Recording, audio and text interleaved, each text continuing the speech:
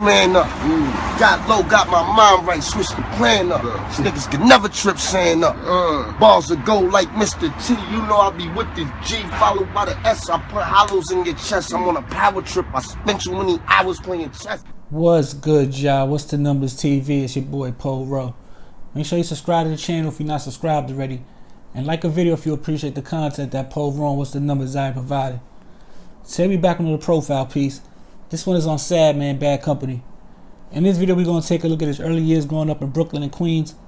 Then we'll talk about Sandman's love for music and his ability to rap pretty good from a young age. We will also look at Sandman's rap career that will start to take off him a bit after appearing on some Smack DVDs back in the day. And lastly, we will take a look into the death of Sandman that caught his friends, family, and fans off guard. Guy Connell DeQuinn Jr., better known as Sandman, was born in Brooklyn, New York, and as a child would visit his father in Queens, which is where he met a lot of his lifelong friends and acquaintances at, as Queens would be like a second home to him. Sandman would attend high school in Brooklyn, spending time at a couple different schools like Boys and Girls and Franklin K. Lane. It was in high school that Sandman and his friends would really start to see that he was extremely gifted in rapping. He would rap with lots of energy for hours with or without a beat, in his quest to perfect his craft and become a lyrical genius.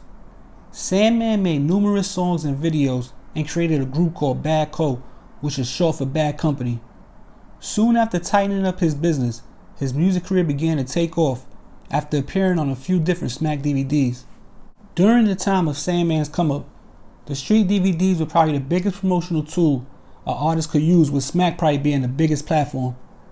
So it wasn't surprising when not too long after his appearances on the Smack DVDs, Sandman would get a call informing him that Bird Gang, the label ran by Dipset rapper Jim Jones, was interested in working with him.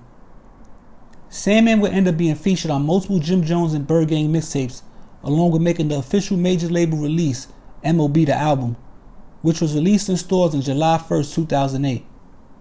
Sandman, during his time with Bird Gang, will also spend some time in jail, missing certain promotional events and video shoots.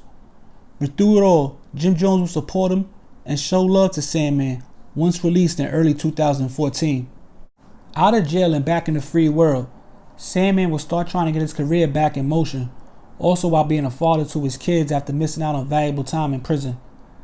He would also link back up with his Bad Company family while getting next to Slowbucks, who he knew for years and had built a nice movement in Queens.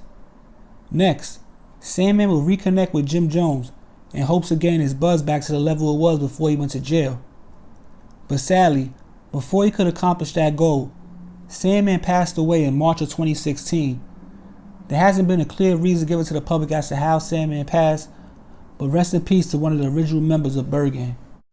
But yo, it's What's the Numbers TV is a quick profile piece on Sandman, Bad Co., Bad Company. You know what I'm saying? Used to run with Bird Gang, Dipset, Jim Jones, all that whole wave back in the day, 2008, 7. He was around, he'd been around. He's actually on the main album.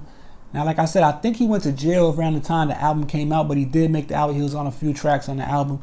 If you remember the Smack DVDs, he was all over the Smack DVDs. You know what I'm saying? Sometimes people get confused if he's from Brooklyn, Queens, because I know he spent a whole lot of time in Queens. But if you go to some of his early DVDs and Smack and all that, he's definitely spent, I think, shouting out Crown Heights and stuff like that in Brooklyn. So, you know, he was back and forth, but I know he for sure was out in Queens too.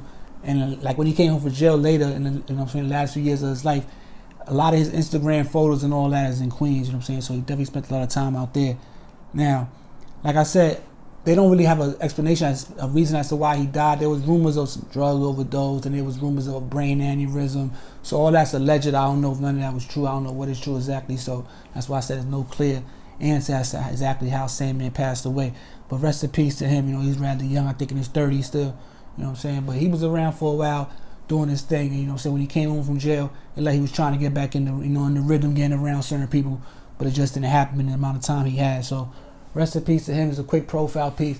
I ain't gonna ramble too long. Shout out to everybody that's been tuning in this last month and a half. You know what I'm saying? We looking good. Numbers is going up. I appreciate that. The views is going up. So, you know what I'm saying? If y'all ain't subscribed, just subscribe to the channel. Go check out the merch, the Patreon, the membership, the emails in the description if you gotta holler at me on some business. Go follow the Instagram also. But like I said, man, it's What's the Numbers TV. It's your boy Pole Row. We back before you know it, man. We out of here. Peace.